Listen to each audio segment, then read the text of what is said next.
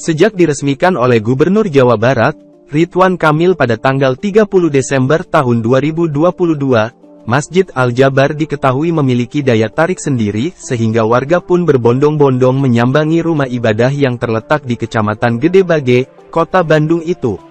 Masjid yang memiliki kapasitas 30.000 orang dengan rincian untuk 10.000 jemaah di area dalam, indoor, dan 20.000 orang di area plaza belakangan tak pernah sepi pengunjung baik oleh mereka yang bertujuan untuk sholat maupun sekadar menikmati keindahan mahakarya bernuansa religi tersebut.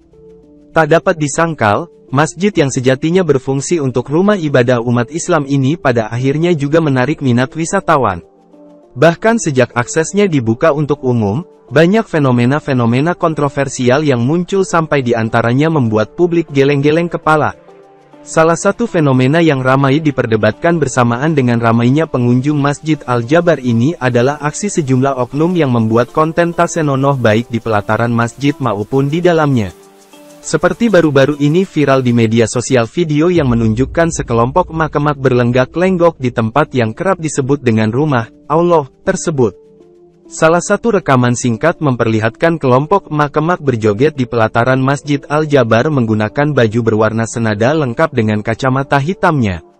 Sementara video lain menunjukkan 6 orang ibu-ibu membuat TikTok di dalam masjid sambil duduk di kursi prioritas. Padahal kursi yang digunakan ibu-ibu itu diperuntukkan untuk lansia, maupun pasien, hingga penyandang disabilitas untuk sholat.